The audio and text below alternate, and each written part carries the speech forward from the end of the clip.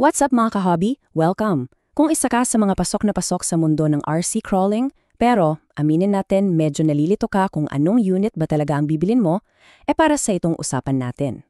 Titingnan natin A to Z kung paano ba pumili ng tamang 110 scale RC crawler, lalo na para sa atin dito sa Pilipinas.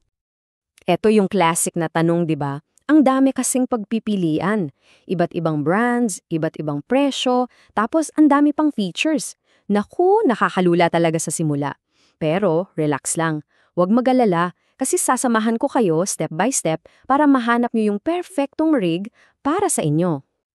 Okay, game na. Simulan na natin. Para hindi tayo maligaw, may 5 pangunahing bagay tayong kailangang tingnan bago tayo bumili ng crawler. Ito, kumbaga, ang magiging checklist natin sa pagpili. At syempre, unahin na natin yung number 1 consideration para sa karamihan sa atin, ang budget. Magkano ba talaga ang kailangan mong i-shell out para makasali sa masayang hobby na to? So kung titingnan natin, pwede nating hatiin yung market sa 3 major tiers. May budget, mid-range at syempre yung premium. At take note, yung mga presyong yan para yan sa mga RTR o ready to run. Ibig sabihin yan, paglabas mo sa box, kumpleto na yan. May remote, may baterya, charge mo lang, arangkada na. Sa premium, andyan yung mga sikat na Traxxas at Axel. Sa gitna naman yung mga mid-range, andyan ang FMS, RGT at Yekong. At para sa mga nagtitipid o nagsisimula pa lang, may mga solid na options din sa budget tier tulad ng MN, WToys at HB. At ito yung pinakamagandang balita guys. Dati kasi kapag sinabi mong budget ang nasa isip agad ng tao, laruan lang yan. Pero ngayon, ibang-iba na. Kahit yung mga nasa budget-friendly na options, makakakuha ka na ng crawler na sobrang capable na kayang-kaya na makipagsabayan sa trail. Sige, ngayong may idea ka na sa budget, pag-usapan naman natin ano ba talaga yung performance na makukuha mo para sa pera mo. Dito, may 2 magkaibang diskarte o pilosopiya kung tawagin. Dito natin makikita yung 2 kampo. Sa isang banda, andyan yung mga high-tech na rigs. Perfect example niyan yung Traxxas TRX4. Grabe, puno to ng features. May locking differentials ka na pwedeng i-lock o i-unlock gamit yung remote mo. May 2 kambyo pa, pang mabagal at pang mabilis. At may portal axles. Sa kabilang banda naman, andyan yung diskarte ng Axial SCX10. Simple pero subok na. Isang speed lang, laging nakalakang axles. Walang maraming keme, pero dahil simple, sobrang tibay at napakadaling i-upgrade. Teka, bago tayo lumayo, ano ba yung portal axles na yan? Isipin nyo na lang, may maliit na gearbox sa may gulong mismo. Ang trabaho niyan, itaas yung buong axle. So, yung tiyan ng truck mo, mas mataas mula sa lupa. Ang resulta, hindi siya basta-basta sasabit sa mga malalaking bato o kung ano man dyan sa trail. Game changer yan sa ground clearance. Okay, next. Ito pa isang malaking desisyon. Ano ba ang mas priority mo?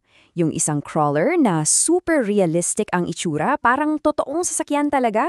O yung isa na baka hindi ganon kaporma, pero pure performance naman ang focus? Kung porma at itsura ang habol mo, dito talaga nangingibabaw yung mga brands tulad ng FMS at RGT.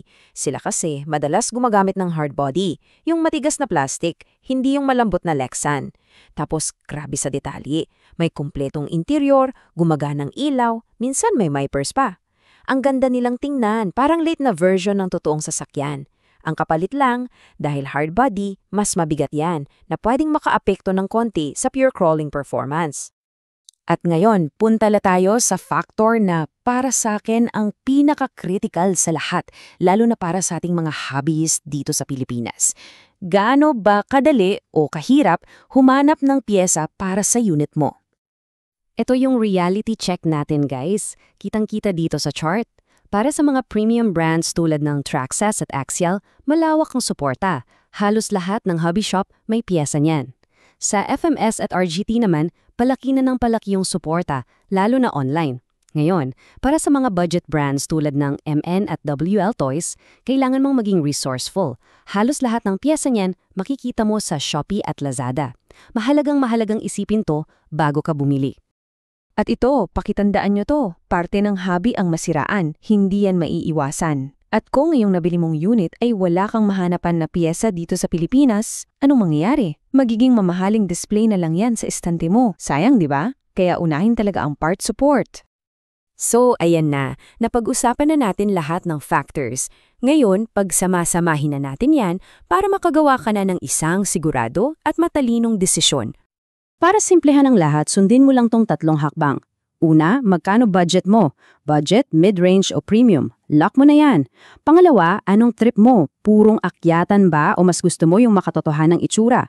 At pangatlo, at pinaka-importante sa lahat para sa atin, siguraduhin mong may mabibilhan ka ng pyesa. Kung masunod mo yung 3 yan, hindi ka talaga magkakamali. At sa huli, ito yung pinakamahalagang aral sa lahat. Huwag kang magpapadala sa kung ano yung sikat o kung ano yung sinasabi ng iba na the best. Dahil ang totoo, walang iisang best crawler para sa lahat. Ang meron lang ay ang pinakamahusay na crawler na para sa'yo. Yung sakto sa budget mo, sa trip mo, at sa kakayahan mong alagaan. Hayan, sana nakatulong tong gabay na to para lumiwanag ang landas mo sa pagpili. At ngayon, yung tanong, para sa'yo na, anong crawler ang napupusuan mo? Good luck sa pagpili at sana magkita-kita tayo sa trail. Happy crawling, guys!